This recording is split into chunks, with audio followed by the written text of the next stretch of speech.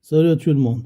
Dans cette vidéo, je vais vous montrer comment calculer la limite de quelques suites, notamment ça s'appelle, ce sont des séries, mais au niveau de lycée, on les appelle les suites. Voilà.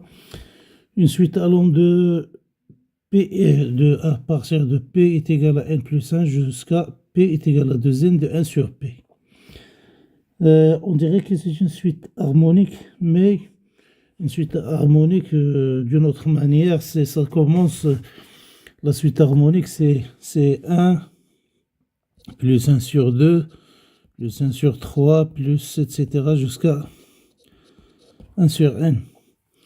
Pour celle-là, c'est pas, ça commence de P est égal à n plus 1, ça veut dire 1 sur n plus 1, plus 1 sur n plus 2, plus jusqu'à 1 sur n plus n, c'est-à-dire 1 sur 2n.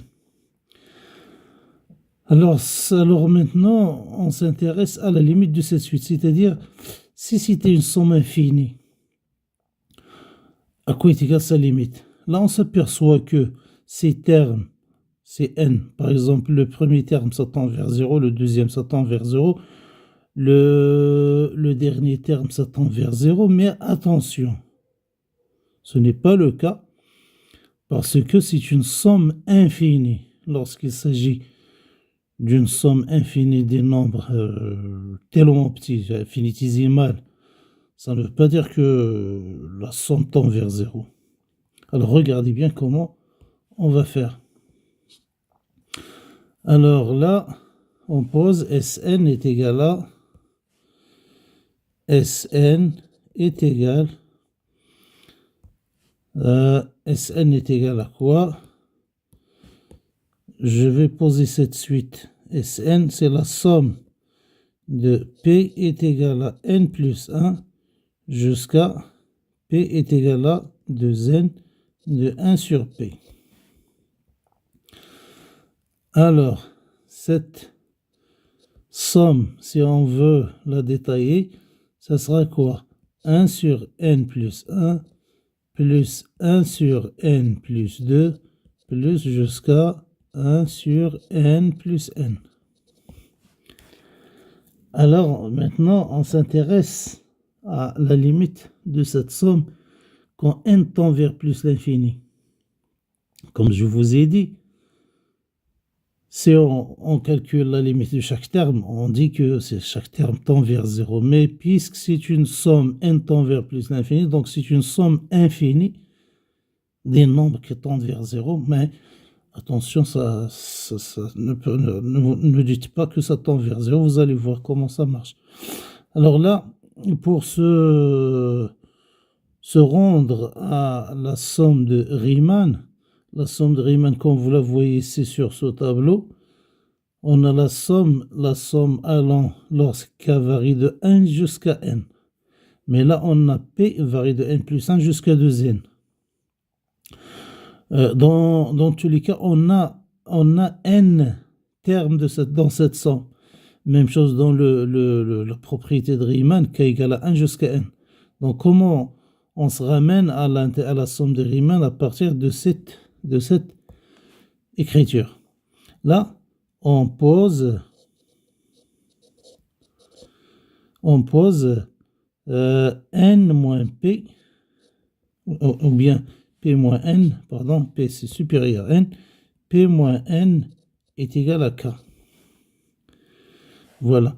Entre parenthèses, si p est égal à n plus 1, lorsque p est égal à n plus 1, alors k égale à 1. Parce que n plus 1 moins n, ça donne 1. Et si p est égal à 2n, alors k est égal à 2n moins n, ça fait n. Donc Sn s'écrit autrement. Sn, c'est la somme de k égale à 1 jusqu'à n de quoi? C'est quoi P? Donc P, c'est 1 sur P, c'est n plus k. Et comme vous voyez aussi, c'est la même chose. Si on prend k égale à 1, on aura 1 sur n plus 1, k égale à 2, 1 sur n plus 2, etc. jusqu'à 1 sur n plus n. Ben, c'est la même écriture, mais dans cette écriture, ça s'écrit d'une façon, et dans celle-là, ça s'écrit d'une autre façon, mais ça désigne la même chose. Alors là, pour pouvoir appliquer la propriété de la somme de Riemann, on va factoriser l'intérieur ici par 1 sur n pour avoir la formule. Donc c'est la somme de k égale à 1 jusqu'à n, 1 sur n facteur de 1 plus k sur n. Et là, ce n, comme vous avez vu dans les vidéos précédentes, 1 sur n, il est indépendant de l'indice k, donc on peut y factoriser avec, et on aura 1 sur n sigma de k égale à 1 jusqu'à n de 1 sur 1 plus k sur n. Et ça, on peut l'écrire aussi, c'est 1 sur n sigma de k égale à 1 jusqu'à n de f de k sur n. Voilà, avec tel que la fonction f, c'est quoi? Tel que f de x est égal à 1 sur 1 plus x. Parce que f de k sur n, c'est 1 sur 1 plus k sur n. Donc, d'après la propriété de Riemann, la limite quand n tend vers plus l'infini de Sn est égale à, comme vous voyez, c'est f, elle est continue sur 0, 1, donc elle a une primitive. Donc la limite de Sn, c'est l'intégrale de 0 à 1 de f de x dx, et ça c'est l'intégrale de 0 à 1, 1 sur 1 plus x dx. Une primitive de ça, c'est ln de valeur absolue de 1 plus x, comme ça, entre 0 et 1. Et ça, c'est égal à ln de 2.